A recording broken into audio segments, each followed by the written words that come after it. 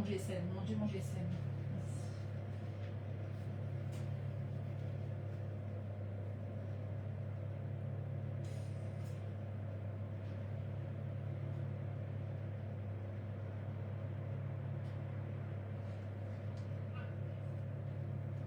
Coucou. Nous revoilà pour la suite et la fin du live. Je vais attendre qu'il y ait des gens.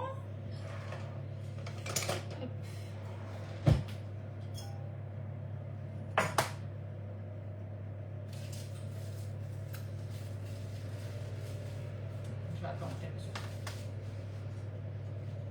Je vais attendre que vous arriviez. J'ai mon reste de pâte qui est au four. Je ne sais pas si vous voyez. Là. Les choux sont en train de bien gonfler. Ils sont très beaux en tout cas. Je vais vous montrer le résultat.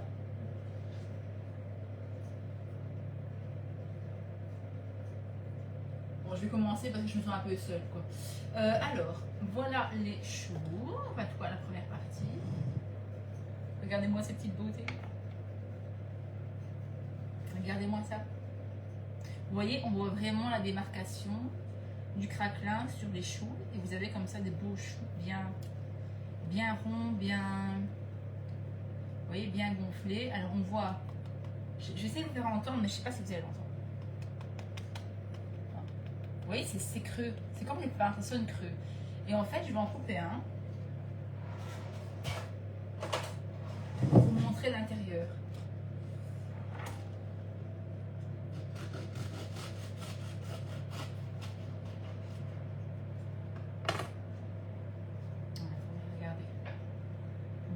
On a quelque chose de sec.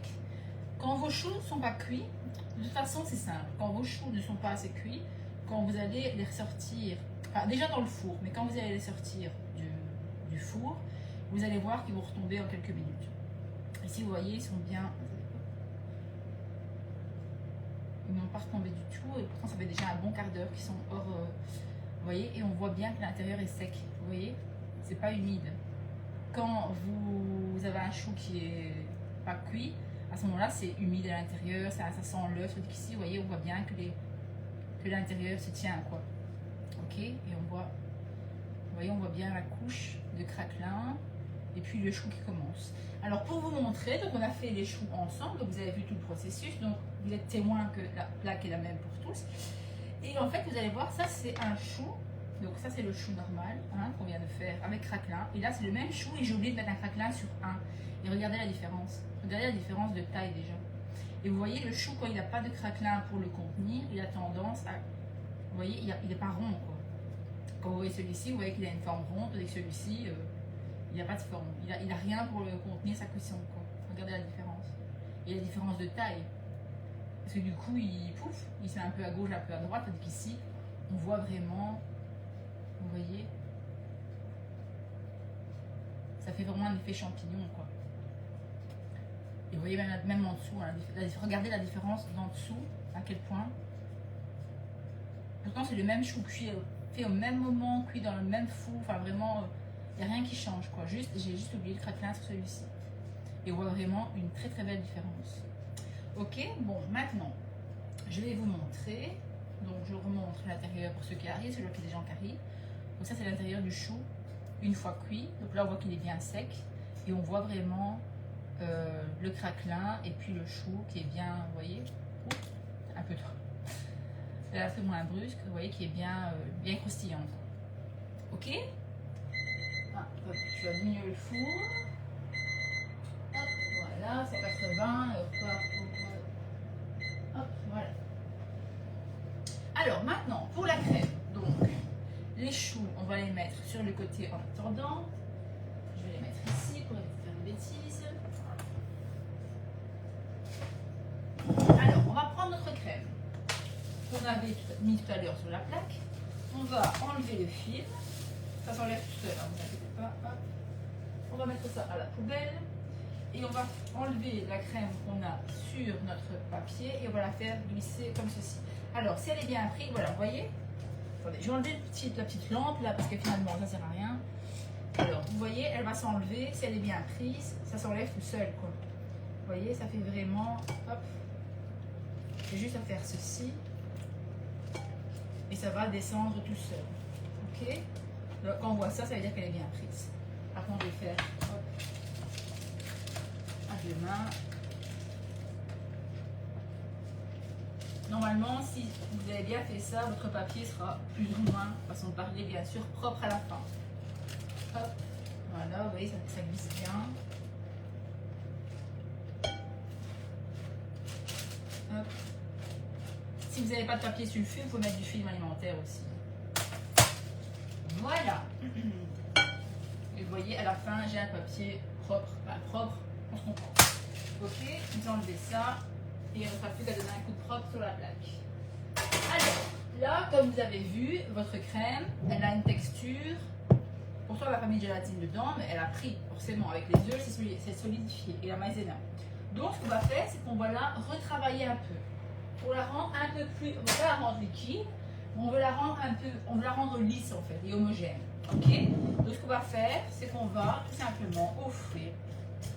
Alors vous pouvez faire ça au robot, hein, ou au fouet électrique, mais nous on va le faire à la main. Hop. Et on y va et on fouette. Et là vous voyez, elle va commencer à changer de consistance. Et on y va.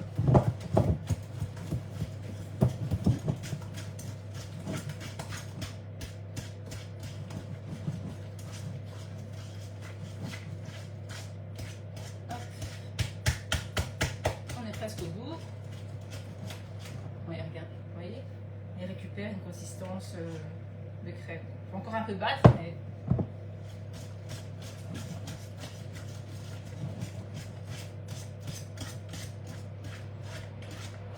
hop, voilà. Et une fois qu'elle commence à sortir du fouet, c'est qu'elle commence à avoir la bonne consistance.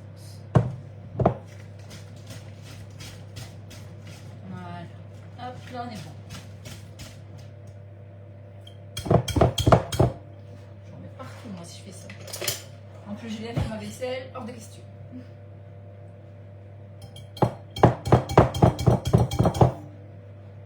Ah mais c'est ma cuillère à fouet que je vais mettre.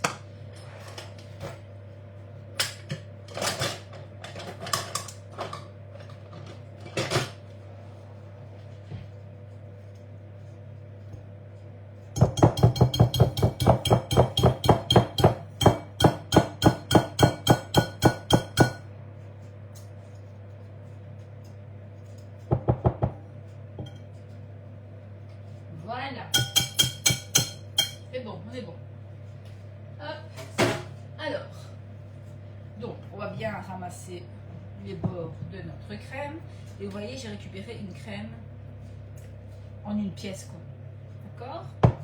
Alors, hop. Là, on mélange bien. Et on va prendre une poche à douille.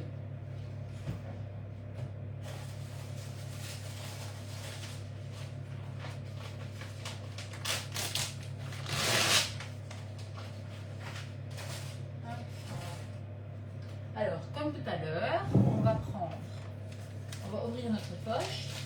Alors ici, ce qu'on veut, c'est prendre une douille pas trop épaisse, parce que le but, en fait, je vais vous montrer. Donc le but, ça va être de prendre un de nos choux, qui est très joli, n'est-ce pas? Et on va prendre un couteau. Et ce qu'on va faire, c'est qu'on va percer un trou en dessous. Vous voyez, là, on entend bien que c'est bien cuit. Vous voyez, ça sonne bien cru. Et donc, on va venir juste enfoncer au milieu comme ça. On va venir faire un trou. Un trou assez large pour pouvoir faire rentrer notre douille. Donc, forcément, ne prenez pas, vous vous dites bien qu'on va pas prendre une douille comme ça, qui fait carrément la taille du chou. On va prendre la douille la plus fine possible. Alors, je sais, vous allez me dire, je vous ai montré tout à l'heure, une douille pour remplir les choux. Moi, personnellement, je sais qu'il y en a des gens qui sont très contents. Moi, personnellement, je n'y arrive pas. Je trouve que ça prend trop de temps. Je n'ai pas la patience. Ça prend trop de temps pour remplir un chou. J'aime pas. Donc, je vais prendre une douille. Voilà, vous voyez ici, je vois. Là, j'ai pris une douille 11, donc 11 mm. Donc, je vais juste regarder que ça rentre bien et que c'est pas plus large de la surface. Vous voyez, là c'est parfait. Donc, je vais refaire comme tout à l'heure. Je vais prendre ma poche et je vais venir glisser ma douille. Donc, je ne vous fais pas le tuto complet, vous avez compris. On vient faire descendre notre douille dans le fond. Je vais venir couper à la taille, j'enfonce. Pour ceux, je vois qu'il y a des gens qui arrivent, pour ceux qui ne sont pas venus pour la première partie, il y a une première partie de live et là j'ai pris le temps de bien expliquer comment utiliser une poche. Donc j'ai ceci, je viens l'ouvrir, j'enfonce ma main, je descends comme un gilet, j'ai ma petite collerette pour chat et une fois que j'ai ceci, je viens enfoncer dans le fond mon petit bout de plastique. Alors, hop, oh, ça y est mon doigt. Je vais prendre ma poche, je fais, n'oubliez pas de faire le C pour avoir appui, et je viens, hop, et glisser ma crème. Alors, comme vous allez devoir mettre une certaine pression dessus, ne la remplissez pas trop, surtout si vous n'avez pas l'habitude. Moi, ça va, j'ai l'habitude, mais si vous ne le sentez pas, mettez la moitié. Hop, voilà. Ça c'est fait. J'ai ma poche, je descends et je viens, hop, je vais faire mon petit nœud et je descends ma crème tout le long. Ok? Alors, donc, je vous l'ai montré. Donc, je reprends le petit chou. Donc, je vais venir percer, comme je vous ai dit, mes choux. Je vais juste en faire que 3 parce que c'est pour offrir. En fait, je vous explique. Quand vous faites des choux, si vous devez les donner à quelqu'un ou vous n'en savez pas tout de suite, ce qu'on fait, c'est qu'on garde les choux vides dans une boîte hermétique, on garde sa crème dans une boîte au frigo. Alors, sachez que les choux vides comme ceci, une fois qu'ils sont bien froids, vous pouvez les mettre dans une boîte, les congeler et les sortir quand vous voulez. Quand vous voulez les utiliser, imaginons 15 jours plus tard, vous prenez une grille, vous mettez le chou congelé dessus et vous laissez décongeler à température ambiante. Surtout, laissez bien quelque chose en dessous, une grille, pour permettre à l'eau qui a été retenue pendant la congélation de s'en aller. Sinon, vos choux vont être mous. D'accord? Voilà, donc je fais bien mon petit trou comme ceci, assez grand pour avoir ma douille de 11 mm. Et voilà, j'en fais 4.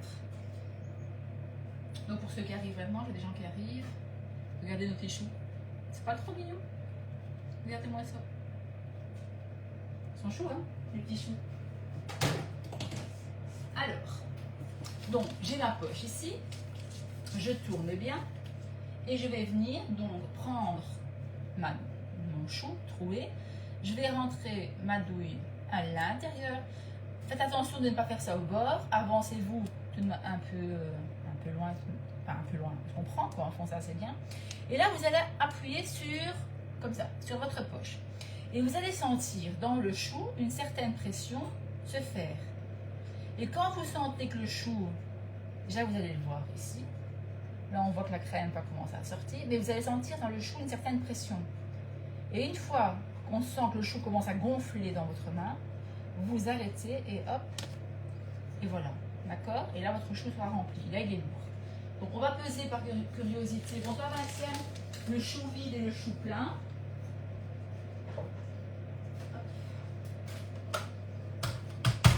Donc le chou vide, il fait 11 grammes. Et le chou plein, 43 grammes. Donc vous voyez, il y a une belle différence. Hein.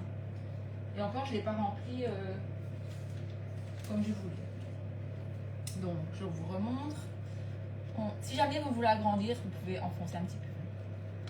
On va venir prendre sa douille, on va venir l'enfoncer.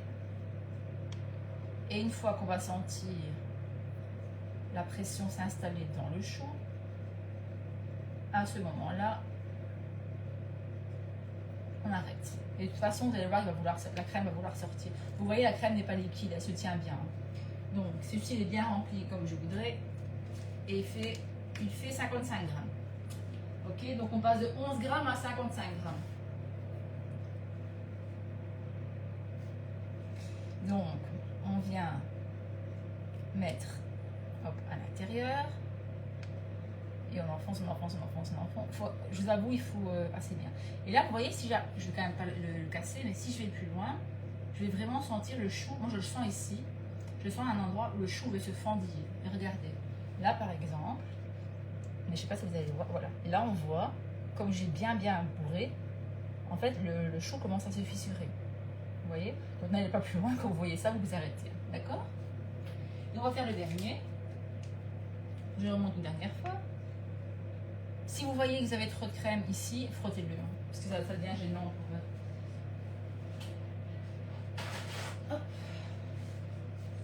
Voilà, et mes autres, la dernière fournée de chou va être cuite. Hop. Voilà, donc je remonte, on enfonce, hop, et on vient appuyer bien fort. Franchement, appuyez, n'ayez pas peur. Voilà, et là, vous voyez, je sens que ça commence à se fissurer légèrement ici sur le côté. Là, j'arrête. Ok? Et là, on a nos petits choux remplis. Donc, tout à l'heure, je vais vous préciser, quand vous faites cuire vos choux, surtout, n'ouvrez jamais le four pendant la cuisson. Vous pouvez ouvrir le four vers les 5 dernières minutes de cuisson, mais jamais avant. Parce qu'en fait, si vous faites un courant d'air dedans, vos choux vont automatiquement retomber. D'accord? Donc, voilà. Donc, nos petits choux sont prêts. Ils sont remplis. Ils sont très mignons. Ils sont bien ronds. Et voilà. La mission chou est terminée. Donc, pour ceux qui arrivent maintenant, n'oubliez pas d'aller voir la première partie, sinon vous n'allez rien comprendre. La première partie dure plus d'une heure, 1h15, je crois. Donc, c'est une recette qui prend du temps. Mais ça vaut la peine. Donc, ici, si vous voulez faire des éclairs, des signes, etc., c'est la même recette pour tout. Soyez juste vigilants si vous faites des éclairs. Prenez peut-être la peine de doubler la recette parce que du coup, l'éclair ça prend plus de place. Ok? Alors, je vais regarder, mais je pense. Je vais regarder si mes choux sont cuits, comme ça je pourrais vous montrer comment vérifier la cuisson des choux. Il reste 2 minutes.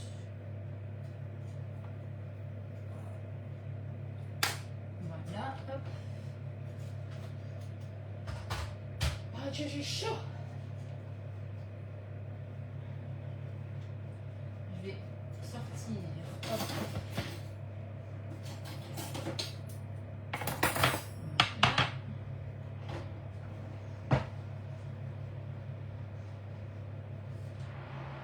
Vous voyez, là j'ouvre parce qu'il me reste à peine 2 minutes. Hein.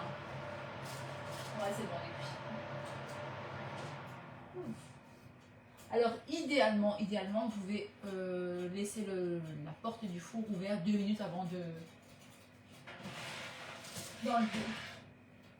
Donc, vous voyez, là, c'est ce qu'il me reste de la pâte, du surplus de pâte. Et vous voyez, c'est très chaud. Et là, déjà, le chou est très léger. Si votre chou n'est pas assez cuit, vous allez sentir qu'il est encore lourd, comme ça, un peu comme le pain.